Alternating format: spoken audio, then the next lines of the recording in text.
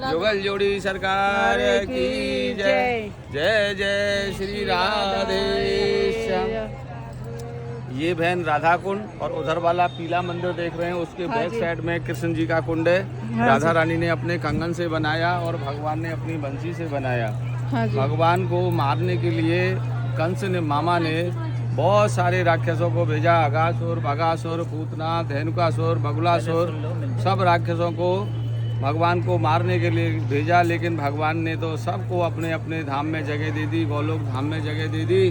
भगवान के हाथ से जो भी कोई हुआ उनका सबका उद्धार हुआ। लेकिन इस जगह को आप जो कुंड देख रहे हैं, यहाँ पहले कुंड नहीं था, यहाँ तो पहले पूरा जंगल था। इस जंगल का नाम था अरिष्ट वन। यहाँ एक अरिष्टासुर नाम का राक्षस निवास करता था, वो यहीं पर रहता था। उसी के नाम से इस जंगल को जानते थे।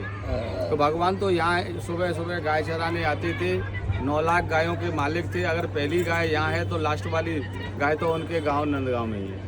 तो भगवान को मारने के लिए सब जब राक्षस फेल हो गए तो कंस ने एक अनाउंसमेंट किया कि जो कृष्ण का जो वध करेगा, इसकी जो मृत्यु का समाचार लाएगा, उसको मैं आधा राज्य दे दूंगा। अपने राज्य से जितना मेरे पास संपत्ति है उसमें से सब में से आधा दे दूंगा। लेकिन कृष्ण को जो मारेगा या इसकी मृत्यु का समाचार लाएगा। तो भगवान जब यहाँ गाय चराते हैं तो उस राक्षस ने, अरिष्टासुर राक्षस ने भी सुना उस अनाउंसमेंट को जो राजा ने किया था। जब उसने सुन लिया तो उसने सोचा क्यों ना इस बच्चे को ही तो मारना है, कृष्ण को ही तो मारना है, इसका वध मैं ही कर दूँ तो मेरे को आधा राज्य मिल जाएगा, मैं आधा राजा हो जाऊंगा। तो जब भगवान यहाँ गाय लेके आते हैं तो वो अपना स्वरूप बदल देता है। गाय का रूप नहीं, गाय के बच्चा जो बैल होता है ना, वो रूप धारण करता है, बछड़े का रूप धारण करता है। और धारण करके भगवान की गायों में मिल गया करके 9 लाख में एक मिल गई तो कौन ध्यान देगा, कहाँ कौन मिल गया।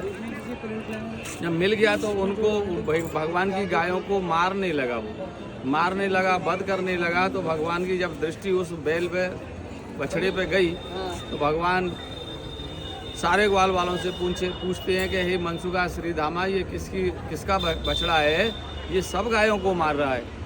तो भगवान तो सब तीनों लोगों के स्वामी है, सब जानते थे।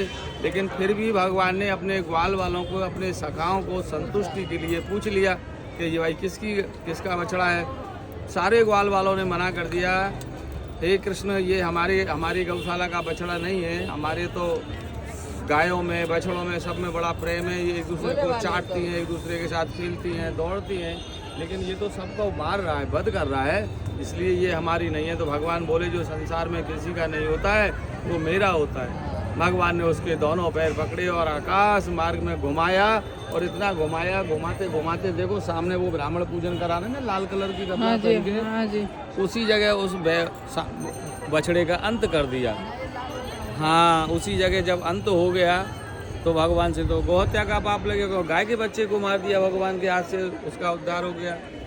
जब वो बच्चा मारा गया तो राधा रानी से जब मुलाकात हुई तो राधा रानी बोलती हैं कि हे कृष्ण, आपने गाय के बच्चे को, बछड़े को मार दिया, आप तो गौहत्यारे हो गए हो।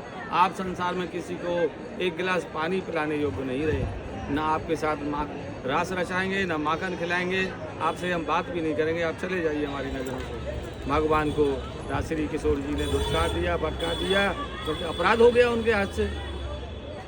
तो राधा रानी से हाथ जोड़ के भगवान कृष्ण बोलते हैं कि हे राधे, मेरे हाथ से जो पाप, जो अपराध होना था वो तो हो गया, अब ये वापस तो आएगा नहीं। लेकिन मेरे लिए कोई ऐसा उपाय बताओ जिससे मैं पाप मुक्त हूँ। तो राधा रानी बोलती हैं कि हे कृष्ण, आप सारे संसार के तीर्थों में जाके स्नान करके आइए तो आपका पाप मोचन होगा, अन्यथा नहीं।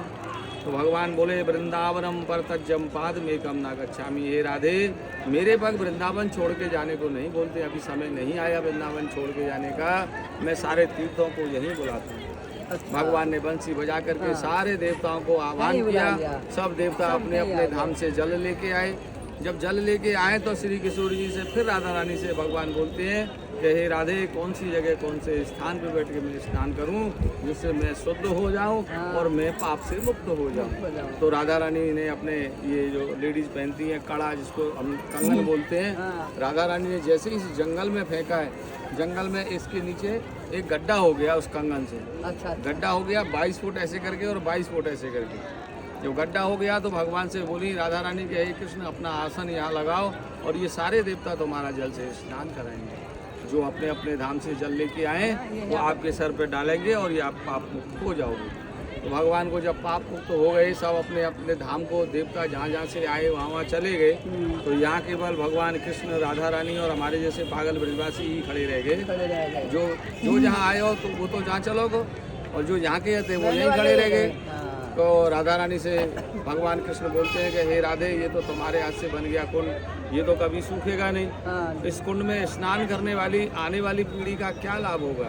तो राधा रानी ने अपने श्री मुख से बोला है कि हे कृष्ण, आज के दिन जो मेरे इस कुंड में स्नान करेगा, एक फल दान करेगा, उसको पुत्र की प्राप्ति होगी। माता बहनें जो व्रत करते हैं करवा चौथ अघोई अष्टमी का, करवा चौथ के 4 दिन बाद अघोई अष्टमी आती है।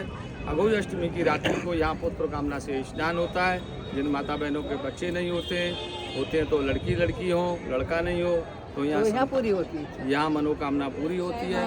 लेकिन जिस फल को छोड़ के जाते हैं उस फल को 1.25 साल नहीं खाते। और भी थोड़ा सा नियम होता है।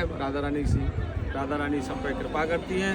बोलिए श्री राधा रानी की जय, वृंदावन धाम की जय, जुगल जोड़ी सरकार की जय, सत्य सनातन धर्म की जय। जय जय श्री राधे, जय जय श्री राधे, जय जय श्री राधे। श्याम थोड़ा सा ताली बजाओ। जो श्री किशोर जी के नाम में हंसेगा